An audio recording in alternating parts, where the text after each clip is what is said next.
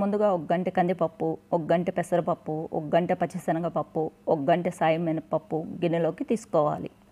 తర్వాత వాటర్ పోసి నైట్ అంతా నానబెట్టాలి. నానిన తర్వాత బాగా వాష్ చేసుకుని మిక్సీ జార్లో తీసుకొని మిక్సీలో వేసుకోవాలి. 3 పచ్చిమిర్చి వేసుకోవాలి. తగినంత సాల్ట్ వేసుకోవాలి. కొంచెం వాటర్ పోసి మెత్తగా గ్రైండ్ చేసుకోవాలి. గ్రైండ్ చేసుకున్న దానిని గిన్నెలో పోసుకోవాలి. అదే జార్లో కొంచెం పుదీనా ఆకుల్ని, కొంచెం అల్లం, కొద్దిగా వాటర్ వేసుకొని మెత్తగా గ్రైండ్ చేసుకోవాలి. ముందుగా గ్రైండ్ చేసుకున్న పిండిలో దీన్ని యాడ్ చేసుకోవాలి. బాగా కలుపుకోవాలి. తర్వాత పొయ్యి మీద పాన్ పెట్టి దోశలాగా వేసుకోవాలి. తర్వాత 2 వైపులా కాల్చుకొని ప్లేట్లోకి సర్వ్ చేసుకోవాలి. ముప్పావు డబ్బా పెసలు పోసుకొని మిగిలిన పావు వంతు రైస్ పోసుకొని గిన్నెలో పోసుకోవాలి. ఒక వాష్ చేసి మళ్ళీ వాటర్ పోసి రాత్రంతా నానబెట్టుకోవాలి. ఉదయం మళ్ళీ వాష్ చేసుకొని మిక్సీలో వేసి 2 అల్లం ముక్కలు, 2 పచ్చిమిర్చిని కొంచెం వాటర్ పోసి బాగా మెత్తగా గ్రైండ్ చేసుకోవాలి. తగినంత సాల్ట్ వేసుకొని బాగా కలుపుకోవాలి. పెనం మీద దోశ వేసుకొని 2 వైపులా కాల్చుకోవాలి. మా పాప దోశ రెడీ.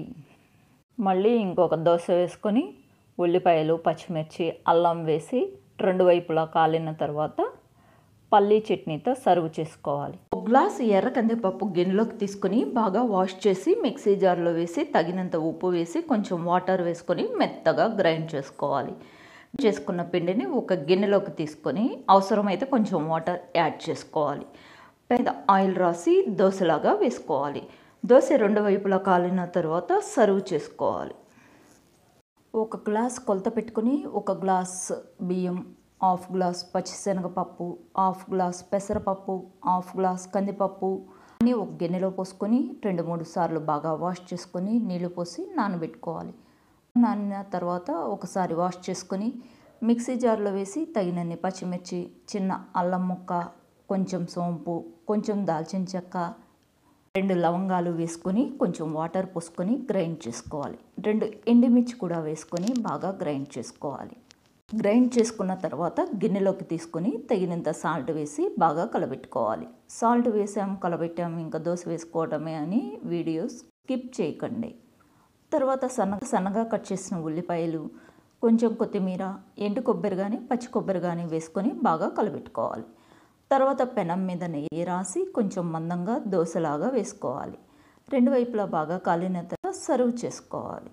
తగినంత దోశ పిండిని ఒక గిన్నెలోకి తీసుకోవాలి. మిక్సీ జార్ తీసుకొని 1 గంటె అన్నం, 1 పచ్చిమిర్చి, 1 ఉల్లిపాయ, కొంచెం వాటర్ వేసి మెత్తగా గ్రైండ్ చేసుకోవాలి. గ్రైండ్ చేసుకున్న పేస్ట్ని దోశపిండిలో వేసి తగినంత సాల్ట్ వేసి బాగా కలుపుకోవాలి. పెనం బాగా హీట్ అయిన తర్వాత ఆయిల్ వేసి 2 గంటెల పిండి వేసి మందంగా దోశలాగా వేసుకోవాలి. పొయ్యి సిమ్లో పెట్టుకొని 2 వైపులా కాలిన తర్వాత ప్లేట్లోకి సర్వ్ చేసుకోవాలి. టమాటా చట్నీ కానీ, పల్లీ చట్నీ కానీ, కొబ్బరి చట్నీ కానీ ఏదైనా బాగానే ఉంటుంది.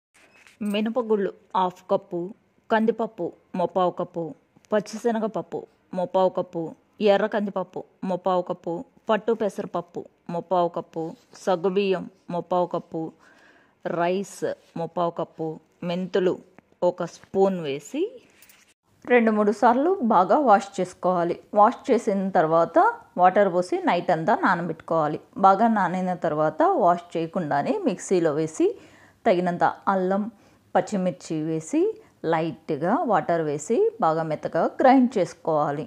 దీన్ని ఒక గిన్నెలోకి తీసుకొని తగినంత సాల్ట్ వేసి బాగా కలిపి ఒక 5 నిమిషాలు పక్కన పెట్టుకోవాలి. పెనం హీట్ అయిన తర్వాత దోశలాగా వేసుకొని 2 వైపులా కాల్చుకోవాలి. మా పాప దోశ తెల్లగా కావాలంట. ఈ దోశ తెల్లగా వస్తుందా లేకపోతే క్రిస్పీగా వస్తుందా ఒకసారి కామెంట్ చేయండి. 2 వైపులా కాలిన తర్వాత పల్లి కొబ్బరి చట్నీతో సర్వ్ చేసుకోవాలి.